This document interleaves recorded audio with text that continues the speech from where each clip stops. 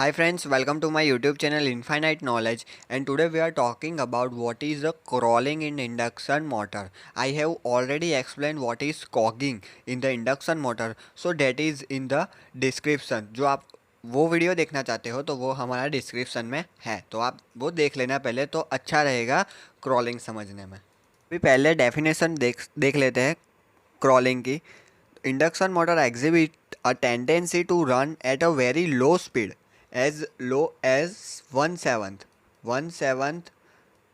of their synchronous speed, and this phenomena is called as a crawling of an induction motor। मतलब क्या होता है कि जो हमारे इंडक्शन मोटर है वो ns डिवाइड बाई सेवन्थ की स्पीड से रोटेट होती है। मतलब जो n होता है, n जो रोटर की स्पीड है वो सिंक्रोनस स्पीड से डिवाइड बाई सेवन, मतलब जो हमारी सिंक्रोनस स्पीड जो फ्लक्स रोटेट होता है वो 15,1500 आरपीएम से रोटेट हो रहा है। तो 1500 डिवाइड बाई सेवन की स्पीड से हमारा रोटर रोटेट होने वाला है। मतलब ये जो रोटर है वो रोटेट होता है। तो ये क्यों होता है, क्रॉलिंग कैसे आता है, तो वो सब अभी देखते हैं हम। तो अभी आगे देखते हैं। This action is due to the fact that the flux wave produce by a stator winding is not pure sine wave. मतलब जो हमारा स्टेटर जो फ्लक्स जनरेट करता है, जो थ्री फेज फ्लक्स, वो प्योर साइन वेव होता नहीं है। अभी आप ये जो दिखाया है वो हार्मोनिक्स कैसे आता है वो समझ लेना। तो पहले मैं थोड़ा पढ़ लेता हूँ। It is a complex wave consist of fundamental wave and the odd harmonics like third harmonics, fifth harmonic, seventh harmonic. मतलब ये जो हार्मोनिक्स आते हैं, third harmonic, fifth harmonic, seventh harmonic, तो ये सब हार्मोनिक हमारे सप्लाई में है। द और जो टू फोर्थ वो सब हम फिल्टर के द्वारा निकाल देते हैं। द फंड वो पावर सिस्टम में ही नहीं होते। मतलब थर्ड हार्मोनिक, फाइव हार्मोनिक और सेवन्थ हार्मोनिक आते हैं। और थर्ड हार्मोनिक भी हम निकाल सकते हैं जो डेल्टा वाइंडिंग होता है। और आप ऐसा बोल सकते हो कि बैलेंस सिस्टम होता है, तब थर्ड हार्मोनिक हमारा नहीं आता, ज़ीरो हो जाता है। अभी आया हमारा fifth harmonic, seventh harmonic, eleventh harmonic, thirteen harmonic, तो ये सब हार्मोनिक अभी सप्लाई में है। The fundamental wave revolves synchronously at synchronous speed ns। मतलब जो फंडामेंटल है, जो ये जो दिखाया है, जो रेड लाइन से दिखाया है, वो हमारा फंडामेंटल है, जो मेन फंडामेंटल फ्लक्स आप देखो तो आप हार्मोनिक्स को कैसे डिफाइन कर सकते हो। तो ये जो टोटल फ्लक्स है उसको मैं डिफाइन करूँ तो ये जो पहला आएगा phi M sine omega T, ऐसा आप लिखते हो। जो साइनोसोलर वेवफॉर्म होता है, तो जो फ्लक्स होता है, तो ये हमारा फंडामेंटल हुआ। प्लस अभी हार्मोनिक्स को कैसे उसमें ऐड कर सकते हैं, phi M plus phi M three sine three omega. तो ये जो आया वो हमारा क्या डिफाइन कर रहा है, ये हमारा थर्ड हार्मोनिक है। प्लस प्लस हम कर सकते हैं phi M five sine five omega. तो ये जो हमारा आएगा वो क्या आएगा, हमारा फिफ्थ हार्मोनिक। तो ये जो मेन है वो हमारा फंडामेंटल है, इधर दिखाया है ये हमारा फंडामेंटल है।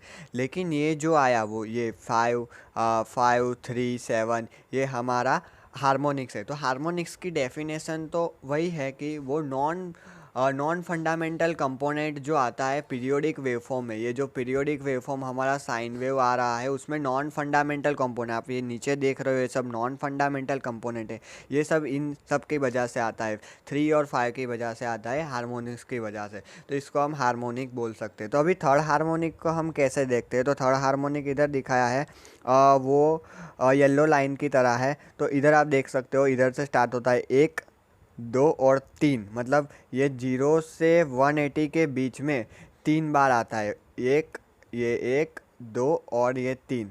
अभी ऐसे ही इधर भी एक, दो और तीन।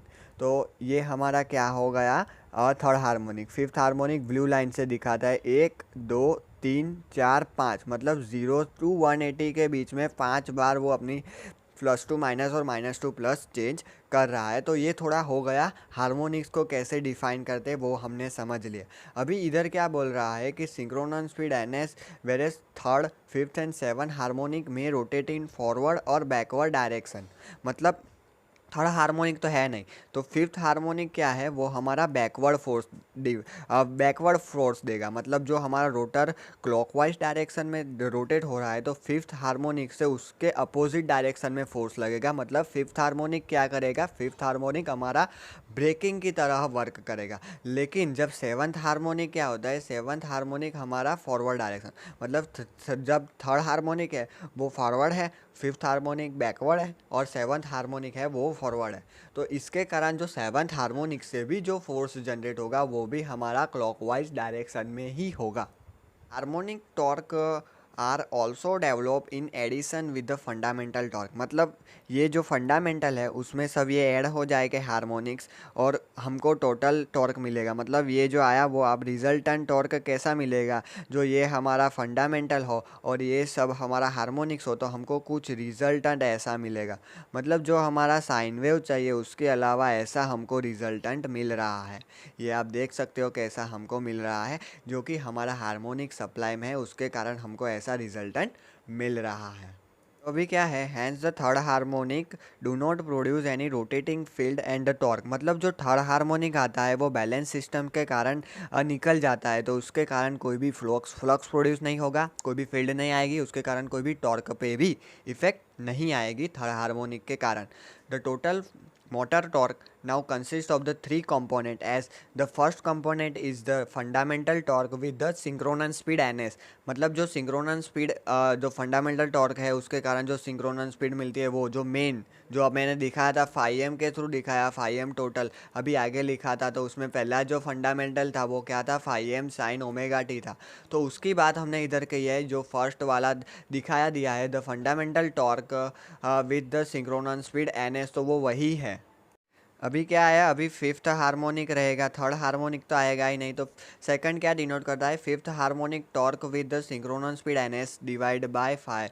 तो जो अभी जो फिफ्थ हार्मोनिक है उसके कारण हमको एन एस डिवाइड बाय 5 की N is equal to N S divide by 5 मिलेगा। लेकिन ये क्या दिखाया है, मैं पहले ही दिखाया है कि इसके कारण जो आएगा वो बैकवर्ड डायरेक्शन में फोर्स लगेगा, मतलब ब्रेकिंग टॉर्क लगेगा उसके ऊपर मोटर के ऊपर, तो इसकी इफेक्ट हम नेगलेक्ट कर सकते हैं। ये क्यों बैकवर्ड आता है वो अभी आगे देखते हैं। और seventh harmonic torque with synchronous speed N S divide by 7 provide, मतलब अभी और एक टॉर्क लगेगा एन एस डिवाइड बाई 7, लेकिन वो क्लॉकवाइज डायरेक्शन में लगेगा टॉर्क के ऊपर, तो ये जो N is equal to N S divide by 7 मिलेगा। और अदर जो हायर कंपोनेंट है, हायर हार्मोनिक है, मतलब जो 13 है, 11 है, 17 है, 19 है, उसको हम नेगलेक्ट कर देते हैं। क्यों नेगलेक्ट करते हैं, क्योंकि जैसे ही हार्मोनिक्स बढ़ता है तो उसकी साइकिल ऑफ सेकंड बढ़ती है, मतलब वो प्लस माइनस, मतलब एक साइकिल ऐसे ही आती है मेन। और ये जो फंडामेंटल साइकिल है अभी हमको चाहिए 13 कंपोनेंट,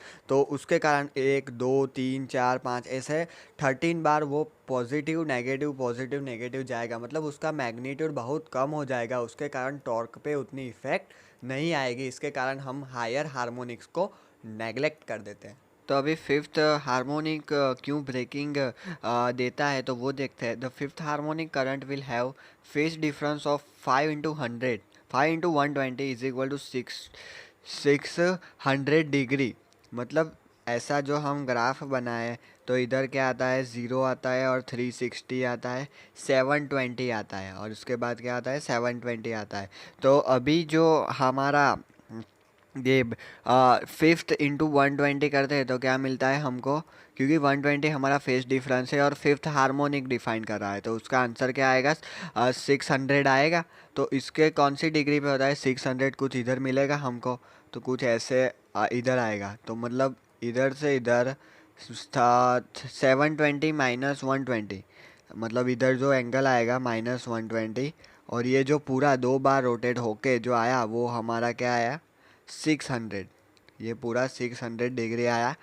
उसको 720 में से -120 करने से भी हमको इधर जो एंगल मिलेगा वो क्या आएगा हमारा 600 डिग्री आएगा।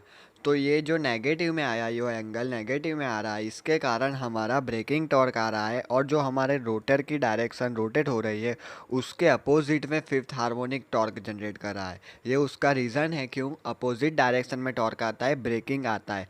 लेकिन जो हमारा जो मेन टॉर्क होता है उसके कंपेयर में ये जो फिफ्थ हार्मोनिक जो टॉर्क जनरेट करता है वो बहुत कम होता है, मतलब ये जो रिवर्स ये ब्रेकिंग टॉर्क जनरेट करता है वो बहुत कम होता है। इसके कारण हम फिफ्थ हार्मोनिक को नेगलेक्ट कर देते हैं। ये कारण है कि जो ब्रेकिंग क्यू उसको नेगलेक्ट कर देते हैं और क्यू वो ब्रेकिंग देता है। ये जो माइनस में आता है -120 डिग्री, क्योंकि ये जो 70 है 0 360 720, तो 720 में से -120 करते तो इधर हमको 600 डिग्री मिलता है। तो ये जो ग्राफ है वो इंडक्शन मोटर की स्पीड का ग्राफ है, जिसमें वो ब्रेकिंग रीजन में ऐसा कर्व आता है, उसके बाद मोटरिंग में ऐसा आता है, मतलब इतना। तो हम अभी इसके ऊपर कंसंट्रेट करेंगे क्योंकि हमको मोटरिंग एक्शन देखना है, क्योंकि क्रॉलिंग मोटरिंग एक्शन में आता है और जनरेटिंग एक्शन में कुछ इधर आता है।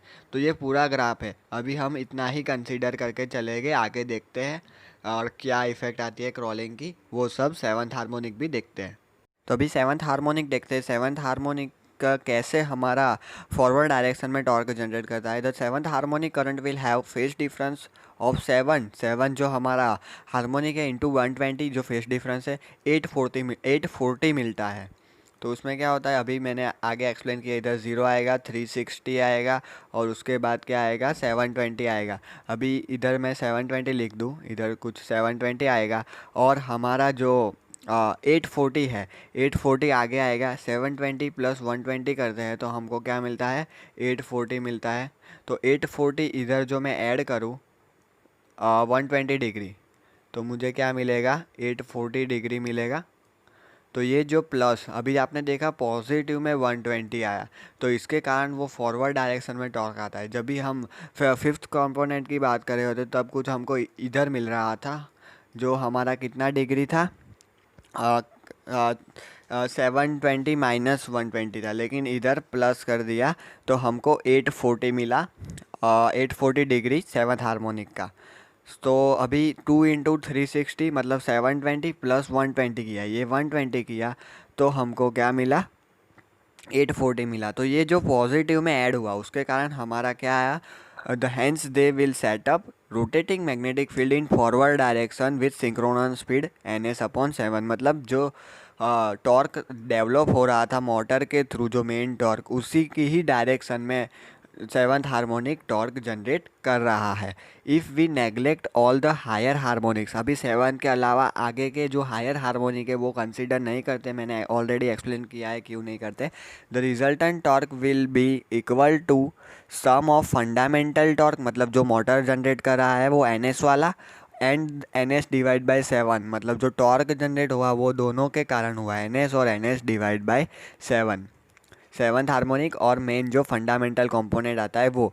The seventh harmonic torque reach its maximum positive value just in 1/7 of NS। अभी आप ये ग्राफ देख रहे हो तो जो NS/5 दिखाई दे रहा है वो फिफ्थ हार्मोनिक के कारण आ रहा है, और ये जो कैरेक्टरिस्टिक है वो क्या डिफाइन कर रही है, वो ब्रेकिंग कैरेक्टरिस्टिक है। अभी मैंने आगे ही दिखाया क्या ब्रेकिंग होता है क्या मोटरिंग, और ये ब्रेकिंग है, मतलब इसकी कोई इफेक्ट कम आ जाएगी, इसको हम नेग्लेक्ट कर देंगे। और ये जो आया सेवन्थ हार्मोनिक वो कुछ आगे आ रहा है फॉरवर्ड डायरेक्शन में, इधर हमारा मोटरिंग एक्शन था, ये जो हमारा मोटर एक्टिंग हो रहा है, मोटर की तरह वर्क कर रहा है, तो इसमें फॉरवर्ड डायरेक्शन में सेवन्थ हार्मोनिक टॉर्क दे रहा है। तो ये जो आया हमारा NS/7, तो ये जो टॉर्क मिलेगा हमको सेवन्थ हार्मोनिक से ये मिला NS/7 वाला। तो अभी ये दोनों को हम सुपर इम्पोज कर दे तो कुछ ऐसा हमको टॉर्क मिलता है, ये ऐसी डायरेक्शन में हमारा टॉर्क आ रहा है। तो ये जो है, ये जो डॉटेड लाइन वो क्या दिखाई दे रहा है, ये लोड टॉर्क है कि इतना लोड टॉर्क चाहिए। तो अभी मैं इसको इरेज कर दूँ तो अच्छा रहेगा। तो ये जो मैंने दोनों को सुपर इम्पोज कर दिया तो उसके बाद मुझे ऐसी कैरेक्टरिस्टिक मिल रही है। अभी क्या आगे क्या दिखाई दे रहा है, if the mechanical load on the shaft involve constant load torque, मतलब ये जो डॉटेड है वो कांस्टेंट लोड टॉर्क डिफाइन कर रहा है। The torque develop by the motor may fall below its lower torque characteristic, मतलब इधर वो फॉल हो रहा है, हमारा टॉर्क जो हो रहा है वो कम हो रहा है। और the acceleration torque up to its normal speed but it will run at the speed nearly 1/7। तो अभी ये वाले ग्राफ को समझते हैं क्या लिखा है। तो पहले तो ये जो आया वो फिफ्थ के कारण आया, ये जो फिफ्थ और ये दोनों सुपर इम्पोज किया तो इतना जो आया वो फिफ्थ के कारण आया, फिफ्थ हार्मोनिक के कारण आया। अभी सेवन्थ हार्मोनिक के कारण ये आगे वाला इतना आया, सेवन्थ हार्मोनिक के कारण ये आगे वाला आया।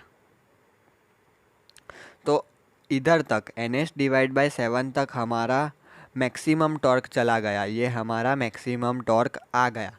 उसके बाद क्या हुआ, हमारा टॉर्क रिड्यूस हुआ। अभी जो ये लो टॉर्क है, कांस्टेंट लो टॉर्क, ये जो डॉटेड वाला है उससे भी रिड्यूस हुआ और इधर आ गया। मतलब इतना हो गया हमारा ये। तो ये जो आया वो हमारा क्या आया, NS/7 आया। NS/7 और इतनी ही स्पीड पे मोटर हमारी रोटेट होना स्टार्ट हो जाएगी। N इज इक्वल टू जो रोटर की स्पीड है वो NS/7। मतलब इधर जो आया वो हमारा work as a operating point करने लगा। मतलब अभी जो टॉर्क ये डॉटेड लाइन से कम हुआ, उसके बाद हमारी मोटर कभी भी NS स्पीड तक जाएगी ही नहीं, ये हमारा ऑपरेटिंग पॉइंट होगा, इधर आएगा ही नहीं। ये जो हमारा मेन ऑपरेटिंग पॉइंट था, हमको ये NS स्पीड इधर तक चाहिए N, मतलब N तो थोड़ा कम ही रहता है, मतलब इधर इतना आना चाहिए, इधर से लेके इधर आना चाहिए। लेकिन क्या हुआ, ये जो हमारा ऑपरेटिंग पॉइंट बन गया ड्यू टू 7th हार्मोनिक, और इधर इतना ही, ये जो दिखा है इतना ही हमको N=NS/7 मिलता है। मतलब हमारी जो मोटर है वो कितने स्पीड से रोटेट हो रही है, NS/7 की स्पीड से ही रोटेट हो रही है। वो मैक्सिमम मतलब इतनी स्पीड तक जाएगी ही नहीं, क्योंकि इधर हमारा जो टॉर्क हो रहा है वो कम हो गया। आप कैरेक्टरिस्टिक में देख रहे हो ये दोनों सुपर इम्पोज करके। तो अभी आपको पता चल गया होगा कि क्यों हमारी मोटर NS/7 की स्पीड से रोटेट हो रही है, और क्रॉलिंग का कॉन्सेप्ट क्या है, कैसे होता है, वो सब आ गया। और ये फॉरवर्ड डायरेक्शन में क्यों होता है, क्योंकि ये +120 डिग्री पर है। I hope you understand this video. If you understand this video, like and subscribe my channel infinite knowledge. Thanks for watching this video. If you have still any query, just comment it.